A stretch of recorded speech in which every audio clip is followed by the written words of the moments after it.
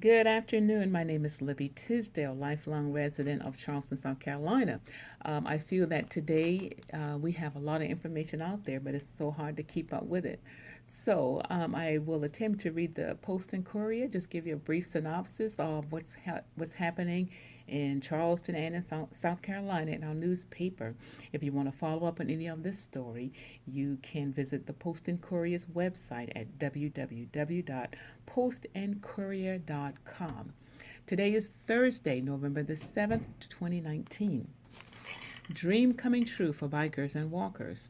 City gets 18.1 million grant for Ashley River bicycle pedestrian bridge.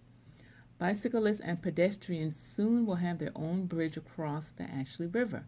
The U.S. Department of Transportation has awarded Charleston an $18.1 million build grant for a standalone bicycle and pedestrian bridge that would be built just south of the twin U.S. Highway 17 drawbridges.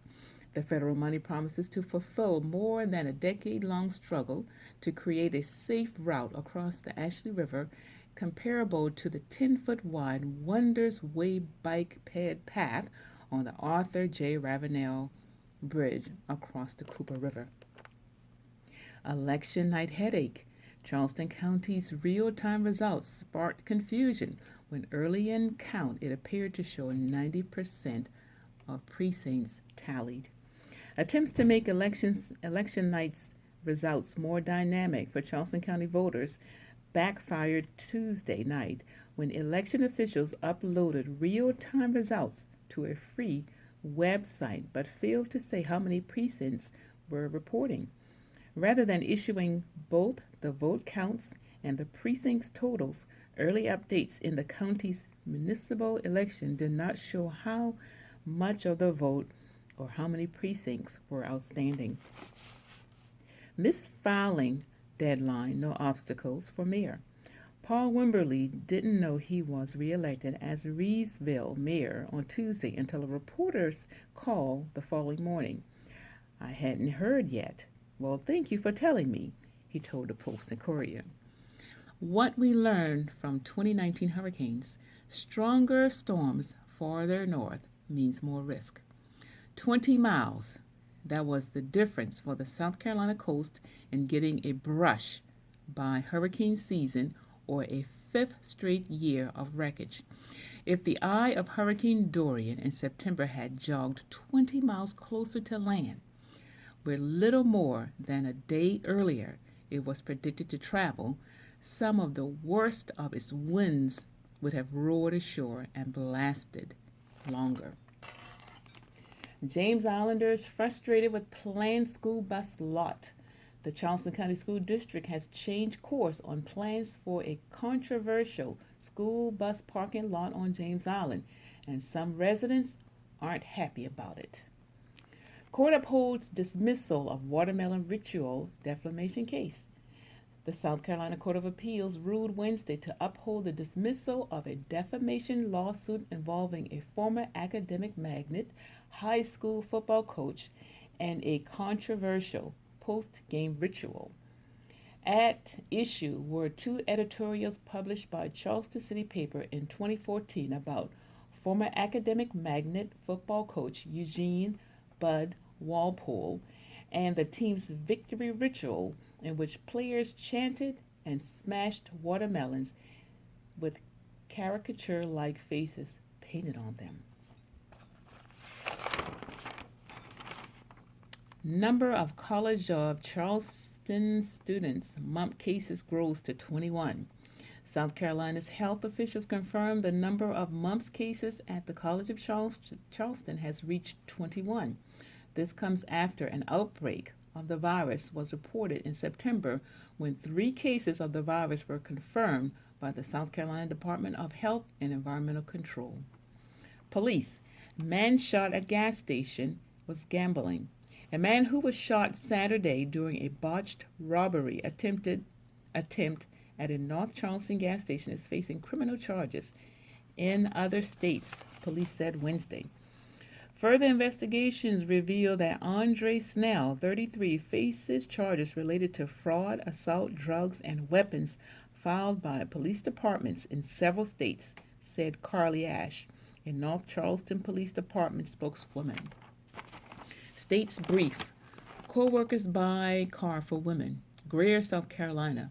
Co-workers of a woman left walking 12 miles home from work after her car broke down have helped buy her a new vehicle.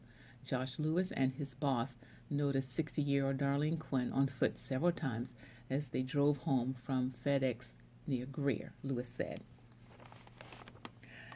Presidents set to kick off New York Veterans Day Parade. President Donald Trump will speak at the opening ceremony of New York City's Veterans Day Parade next week as he returns to a city he no longer calls home. Tourism doesn't fund its cost to the city.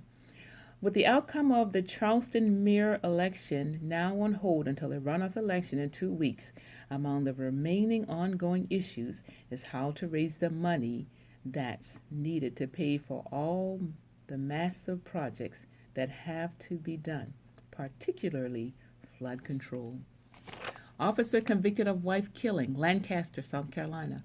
A former South Carolina police officer accused of fatally injuring his wife and then faking a car accident afterwards was convicted of murder and sentenced to life in prison. Lancaster County Sheriff Clerk Jeff Hammond said a jury found James Baldwin Jr. guilty of murder on Tuesday. Impeachment hearing going public. Democrats hope to lay out convincing narrative of the president's misconduct.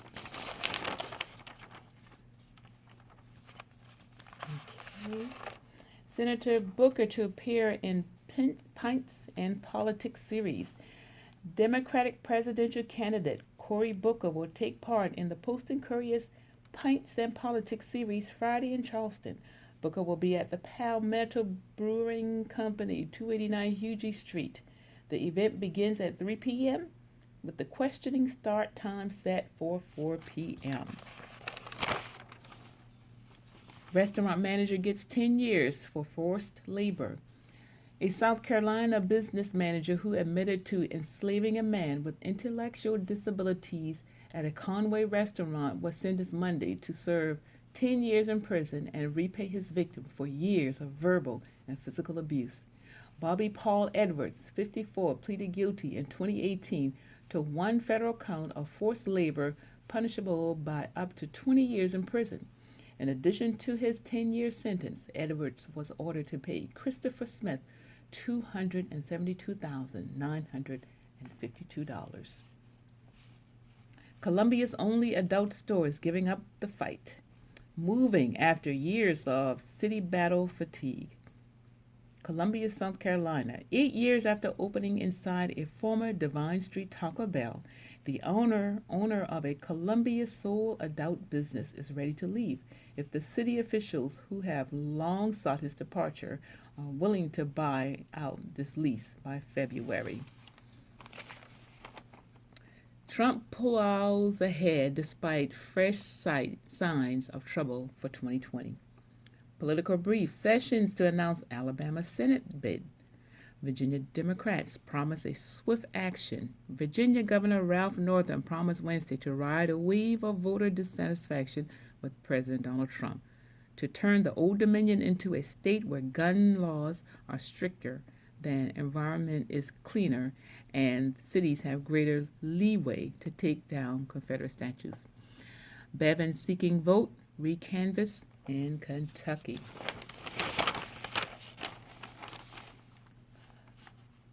Congress gives okay to bill expanding animal cruelty. Judge strikes down new Trump rule on religious objection. And before I get to the editorials, let me read this one. 50 years later, memories of hateful times still resonate. Charleston native, one of Black 14, kicked off Wyoming football team in 1969. Charleston native and current Lake City resident Melvin Hamilton holds a football letterman's jacket given to him by the University of Wyoming, which recently honored him and his Black 14 teammates. Editorials. A good week for quality of life. Dorchester County voters on Tuesday spoke loudly in favor of improving residents' quality of life by approving bond issues for much needed parks and libraries in the rapidly growing area. Broaden, fill, and build discussions. Doing away with full and build homes construction in Charleston is aimed at reducing flooding both in the immediate area and within a particular watershed. Waters Academy Help. I am grateful to have been one of 40 citizens accepted into Charleston Water Systems inaugural Citizens Water Academy, a 6-course class in which we were taught about how Charleston's 60 million gallons of water and 20 million gallons of wastewater are processed. Kiowa Bobcat deaths. I was deeply saddened by the death of 8 Kiowa Bobcats over the past 2 years due to poisoning.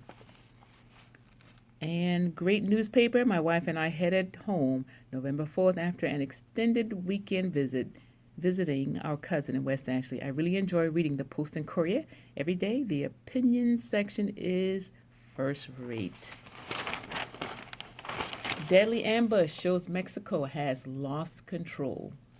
Saudi recruited Twitter workers to spy on critics, prosecutors say.